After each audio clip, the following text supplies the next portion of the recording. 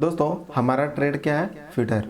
और फिटर का एक काम होता है, जब आप वर्कशॉप में काम करते हैं तो आपको वर्कशॉप में प्रैक्टिकल करने के लिए जनरली आप 2-4 महीने जब काम करेंगे तो आपको एक ड्राइंग दिया जाएगा। ठीक है, आपको एक ड्राइंग दिया जाएगा और कहा जाएगा कि ये जो ड्राइंग है इसके अनुसार आप अपना जॉब यानी कि आप अपना वर्कपीस तैयार करें। तो होता क्या है, उस ड्राइंग के अनुसार जब हम मेटल पे काम करते हैं उसके लिए हमें क्या करना पड़ सकता है? मेटल का कटिंग करना पड़ सकता है, मेजरिंग करना पड़ सकता है, मार्किंग करना पड़ सकता है, फाइलिंग, हेक्सोइंग, उसके बाद ड्रिलिंग और भी बहुत कुछ ऑपरेशन उसमें करना हो सकता है। तो उस जॉब को तैयार करने के लिए सबसे पहले हमें मेटल चाहिए। उस मेटल में ड्राइंग के अनुसार ड्राइंग को आप क्या करेंगे, देखेंगे, उसके बाद उस ड्राइंग के अनुसार उसका मेजरमेंट करेंगे मेटल का। ठीक है, कि मेटल मेरा उस हिसाब से है या नहीं। तो आज की इस वीडियो में हम लोग पढ़ने वाले हैं कि आप जॉब को तैयार करने के लिए मेजरमेंट किस तरह से करते हैं, यानी कि मेजरमेंट क्या होता है और मेजरिंग टूल क्या होता है। इस वीडियो में हम लोग यही सीखने वाले हैं। तो बात करते हैं मेजरमेंट। ठीक है, मेजरमेंट को हम लोग कहते हैं मापना, हिंदी में कहते हैं मापना। ठीक है, आप टेक्निकल स्टूडेंट बन गए हैं तो आपको जनरली जो इंग्लिश वर्ड हैं, जो टेक्निकल वर्ड्स हैं, उसी को आपको याद रखनी चाहिए, उसी को जानने की कोशिश करनी चाहिए। इसीलिए तो मेजरमेंट क्या होता है? तो सबसे पहले मेजरमेंट का डिफिनेशन क्या है? तो मेजरमेंट करने के लिए हमें ज़रूरत पड़ती है कोई एक चीज़ जो हमें पता है कि ये कितना होता है। जैसे कि हमें पता है लंबाई अगर मेजरमेंट करना है तो स्केल का, अगर वजन मापना है तो केजी का, अगर समय मापना है तो घड़ी का, टेम्परेचर मापना है तो डिग्री सेल्सियस फ़ारेनहाइट का। तो इस तरीके से किसी भी चीज़ को अगर मापना है आपको तो उसका ज्ञात वैल्यू तो पता होना चाहिए। यानी कि लंबाई मापना है तो इतना दूरी हम किससे मापेंगे? जो भी इतना दूरी हमारा जो ज्ञात होगा, जो कि स्केल में हमारा ज्ञात वैल्यू होता है, कि यानी कि ज्ञात राशि है, वो ज्ञात वैल्यू है। अब जो हम लाइन मेजरमेंट कर रहे हैं, अब जो हम यहाँ पे लाइन मेजरमेंट कर रहे हैं, ये लाइन हमें तो पता नहीं है कि ये कितना है, तो इसके लिए हम क्या यूज़ कर रहे हैं? स्केल। तो यानी कि ये लाइन हमारे लिए क्या है? अज्ञात है। क्या है ये? अज्ञात है। और जो हम स्केल यूज़ कर रहे हैं, स्केल भी यूज़ कर लेते हैं हम लोग, यानी कि जो स्केल यूज़ कर रहे हैं ये हमारे लिए क्या है? ज्ञात है। ये हमारे लिए ज्ञात है, ज्ञात ज्ञात जिसको हम लोग कहते हैं नॉन, और इसको कहते हैं अननोन। अननोन अननोन हैंडराइटिंग उतना अच्छा नहीं जाएगा, मैनेज कर लीजिएगा थोड़ा। तो हम कह सकते हैं कि ज्ञात राशि से अज्ञात राशि की तुलना करना ही क्या है? मेजरमेंट है या मापना कहलाता है ना। यानी कि किसी भी कंपोनेंट को किसी भी यूनिट से निर्धारित करना। यूनिट है ना, जो हम स्केल यूज कर रहे हैं, इसमें सेंटीमीटर है, मिलीमीटर है या मीटर है, ये सभी यूनिट है। इससे हम लोग क्या कर रहे हैं? निर्धारित कर रहे हैं, वही हमारा मेजरमेंट कहलाता है। तो उम्मीद करता हूँ मेजरमेंट आपको समझ में आ गया है। अब बात करते हैं कि मेजरमेंट हमारा कितने तरह का होता है।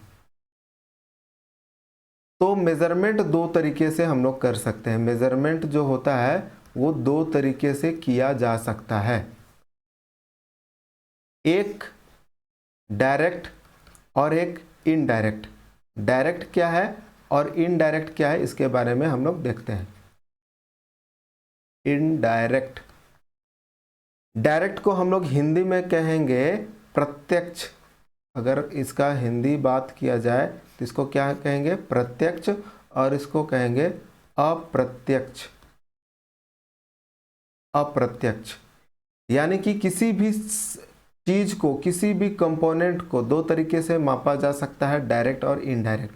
डायरेक्ट कहने का मतलब है कि यहाँ पे जो चीज़ हमें पता है, जैसे स्केल यहाँ पे डायरेक्टली रख दो तो वो हमारा जो मेजरमेंट देगा वो हमारा क्या कहलाएगा, डायरेक्ट मेजरमेंट। जैसे कि यहाँ पे आप देखिए, यहाँ पे एक हमारा साइज है, कोई भी वस्तु है, इसका साइज मेजरमेंट करना है।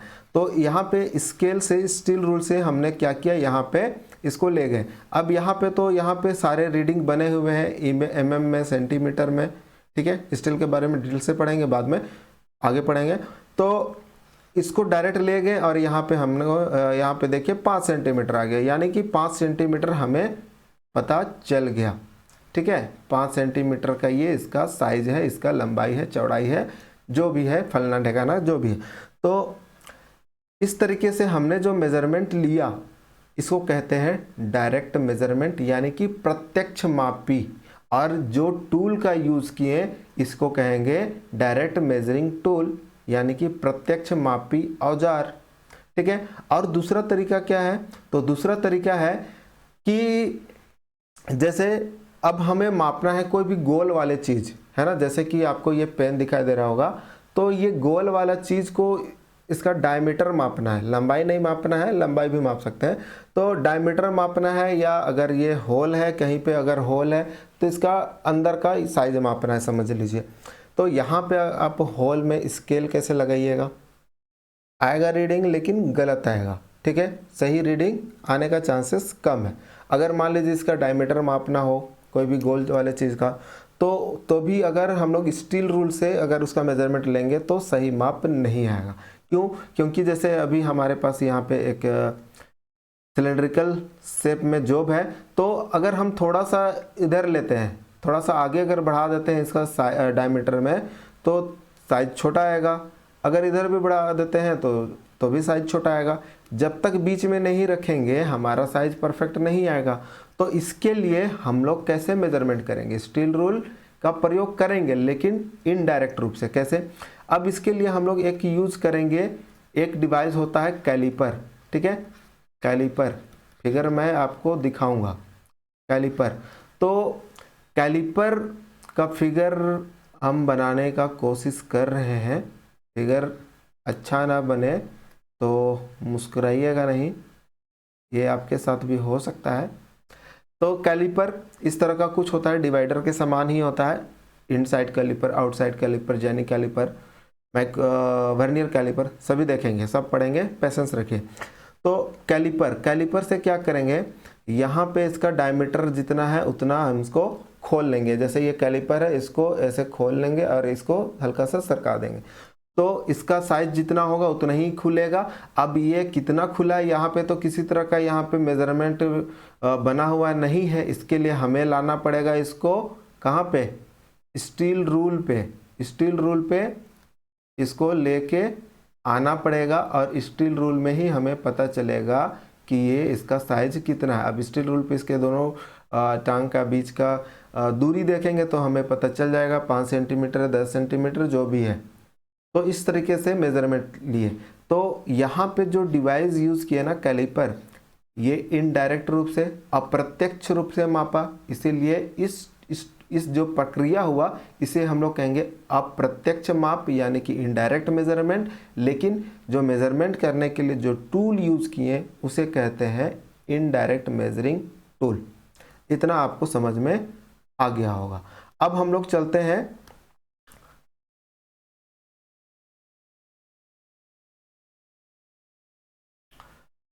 तो अब हम लोग स्टार्ट करते हैं अपना मेन टॉपिक।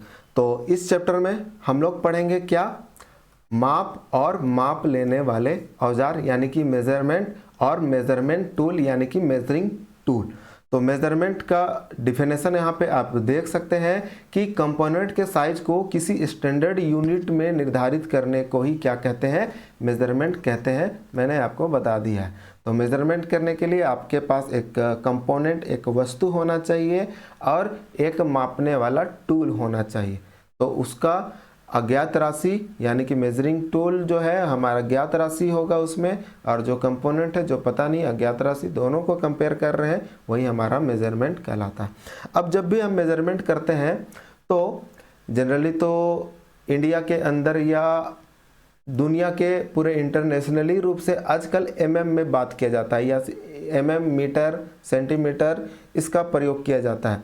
लेकिन पहले क्या होता था, पहले या अभी भी गांव देहात में बुजुर्ग लोग जो होंगे या दुकानदार में आप जाइएगा कुछ भी सामान लेने, तो इंच में, फीट में, फुट में, तो पाउंड में, ऐसे बात होता है। तो ये सिस्टम क्या है, और अभी हम लोग जो मीटर यूज करते हैं ये सिस्टम क्या है, तो अलग अलग सिस्टम। और ये सिस्टम कैसे आया, जैसे कि हमारे इंडिया में अंग्रेजों का शासन था, अंग्रेज लोग अपना सिस्टम यूज करते थे पहले, ठीक है।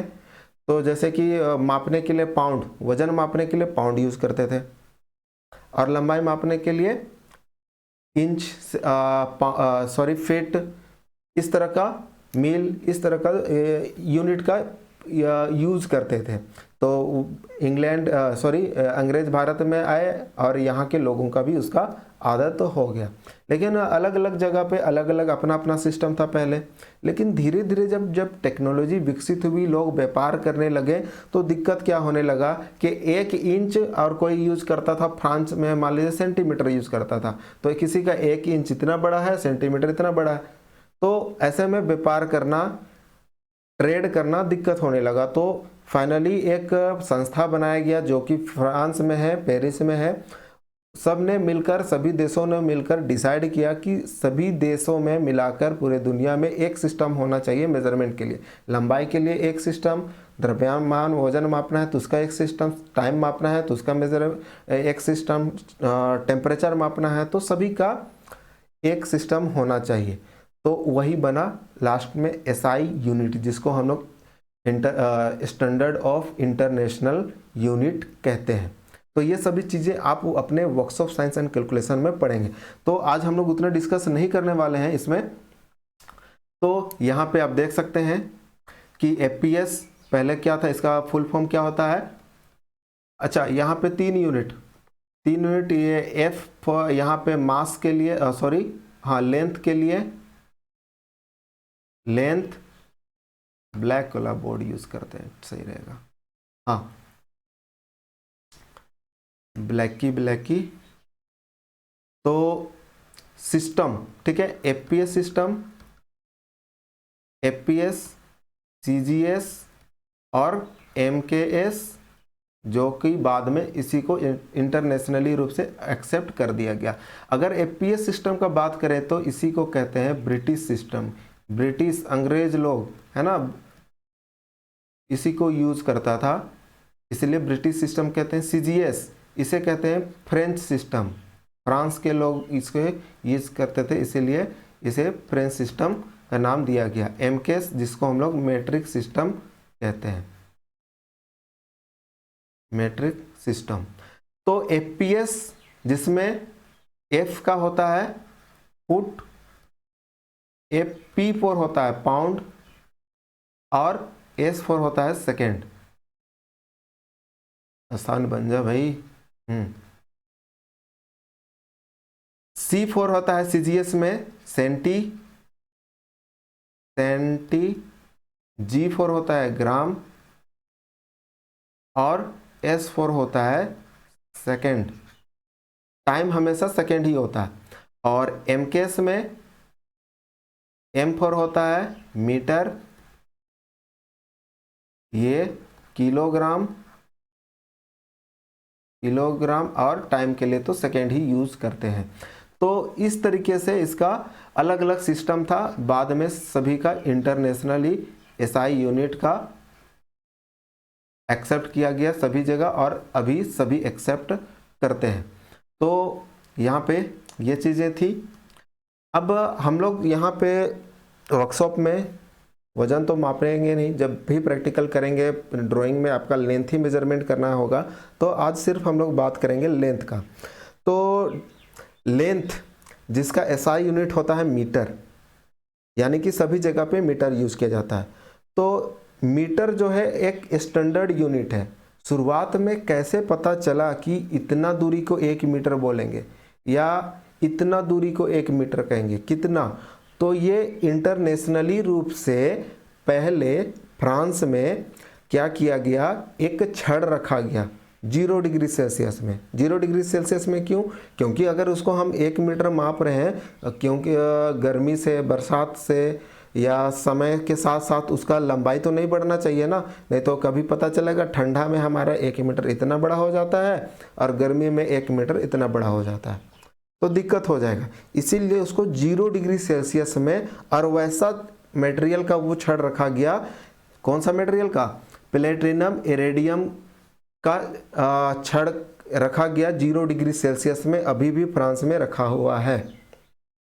तो उसी को, उसका जो लंबाई है उसी को 1 मीटर माना गया, ठीक है। और उसी 1 मीटर के अनुसार हम लोग फिर सेंटीमीटर, mm, किलोमीटर डिसाइड करते हैं। जैसे कि 1000 मीटर अगर हो गया तो 1 किलोमीटर, इसी तरह से हम लोग डिफाइन करते हैं।